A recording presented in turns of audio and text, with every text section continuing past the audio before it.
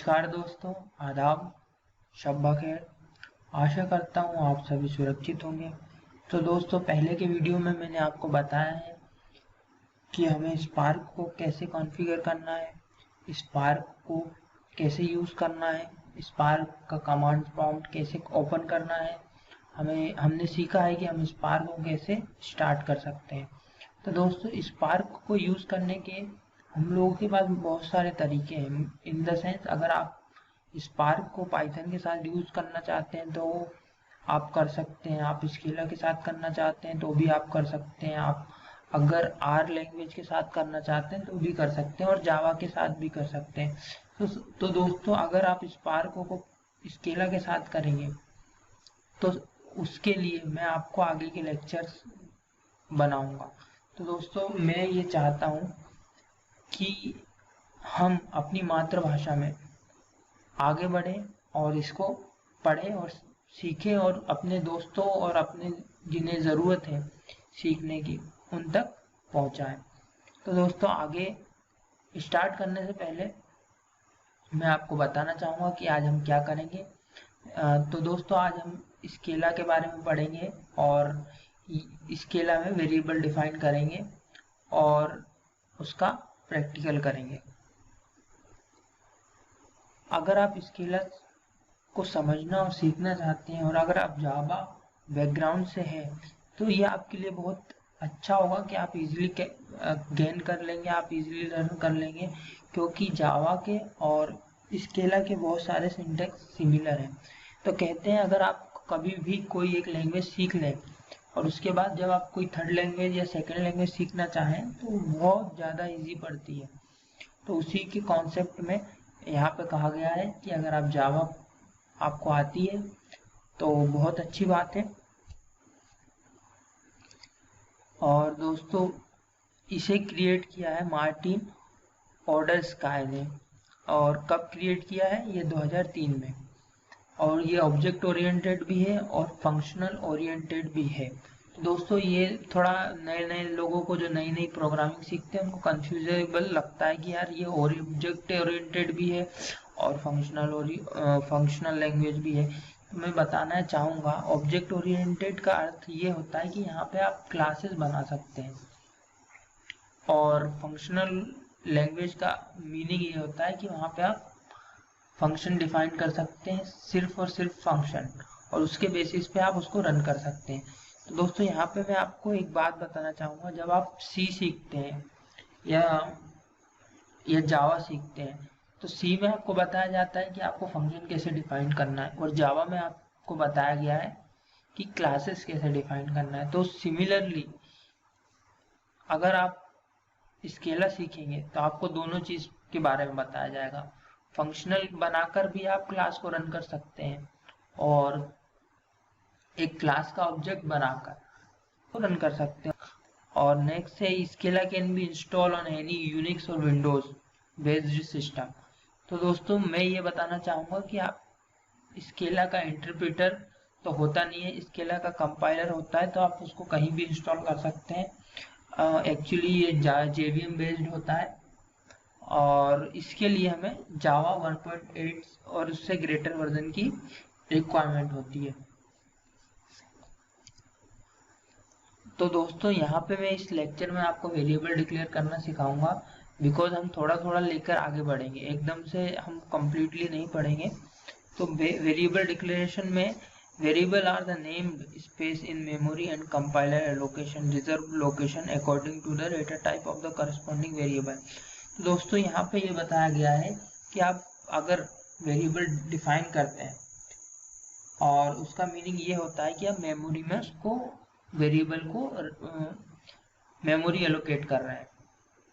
तो यहाँ पे आपको सिंटेक्स दिख रहा होगा दोस्तों, वेल और वेयर, दो चीज़ें, और उसके बाद वेरिएबल का नाम और data type. Data type int हो सकती है, इंटीजर हो सकती है, बुलियन हो सकती है, और जो भी आपकी रिक्वायरमेंट हो, और इक्वल टू, और इक्वल टू के बाद वैल्यू।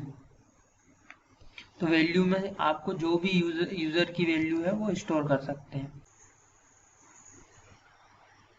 दोस्तों, आप देख रहे हैं वेयर और वेल कीवर्ड में डिफरेंस। तो वेल कीवर्ड इसका यूज हम जब करते हैं जब हमको म्यूटेबल वेरिएबल चाहिए हो। अब आपके माइंड में ये कॉन्सेप्ट आ रहा होगा, क्वेश्चन आ रहा होगा कि हम म्यूटेबल वेरिएबल क्यों बना रहे हैं। तो दोस्तों म्यूटेबल वेरिएबल का मतलब क्या होता है, तो यहाँ पे लिखा हुआ है mutable variable allow to changing the value of the variable even after the declaration. दोस्तों आपने मान लीजिए कोई वेरिएबल डिफाइन किया है आपके नाम से, जैसे शुभम, तो आफ्टर जब आप उसमें ऑब्जेक्ट में कोई दूसरी वैल्यू असाइन करेंगे, मान लीजिए आपने एक वेरिएबल बनाया शुभम, उसके अंदर कुछ वैल्यू असाइन करी जैसे 1 2 3 या कोई string. So after the program, after the some time, कुछ समय बाद अगर आप उस वेरिएबल में 4 5 6 या 4 1 2 कोई भी any kind of value you want be store, अगर आप किसी भी प्रकार की कोई भी वैल्यू उस वेरिएबल में डालना चाहते हैं, उस वेरिएबल में उसको असाइन करना चाहते हैं, तो आप कर सकते हैं। तो उसको दोस्तों बोलते हैं म्यूटेबल। और यहाँ पे आ गया है एक वेल करके। तो वेल कीवर्ड का क्या यूज है, तो वेल कीवर्ड का यूज है कि आपको इम्यूटेबल वेरिएबल बनाना है। तो इम्यूटेबल का मीनिंग ये है कि आपने एक वेरिएबल डिफाइन किया x, अब आप उस x एक इंटीजर टाइप का है, आपने उसके अंदर 1 2 3 कोई भी इंटीजर वैल्यू रखी है, और आपको उसके अंदर एक बार असाइन करने के बाद आपको फिर वैल्यू चेंज करनी है। तो दोस्तों यहाँ पे उसके लिए एक्सेप्शन आ जाएगी। तो दोस्तों मुझे लगता है आपको ये क्लियर होगा। आगे हम इसका डेमो देखेंगे और आज का लेक्चर क्लोज कर देंगे।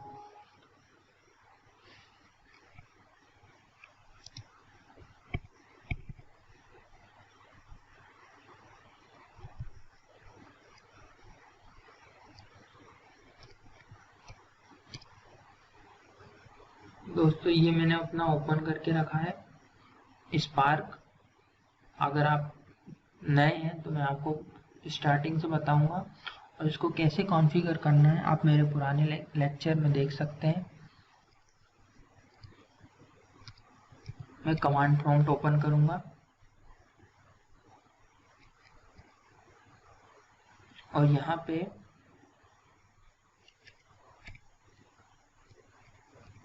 स्पार्क डैश सेल टाइप करके एंटर करूंगा।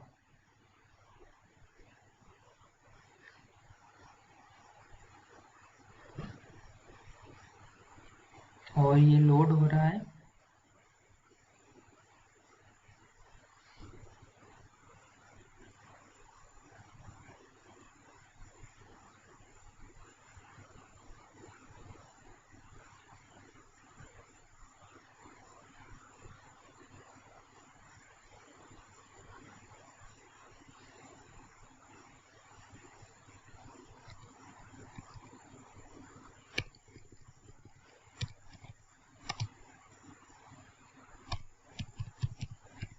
तो दोस्तों मैंने एक कीवर्ड लिखा है वेयर, उसके बाद एक वेरिएबल बनाया शुभम इक्वल टू, और या फिर आप इसकी डेटा टाइप डिफाइन कर सकते हैं स्ट्रिंग,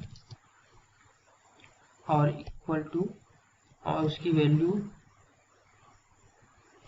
हेलो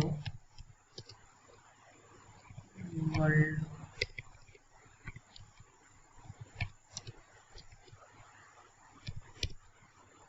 दोस्तों ये वेरिएबल बन गया है। अब आप म्यूटेबल का मीनिंग चेक कीजिए। मैं इसमें इस वेरिएबल में वैल्यू असाइन करूंगा। तो अभी मैंने हेलो वर्ल्ड किया था, मैं इसमें करूंगा हेलो।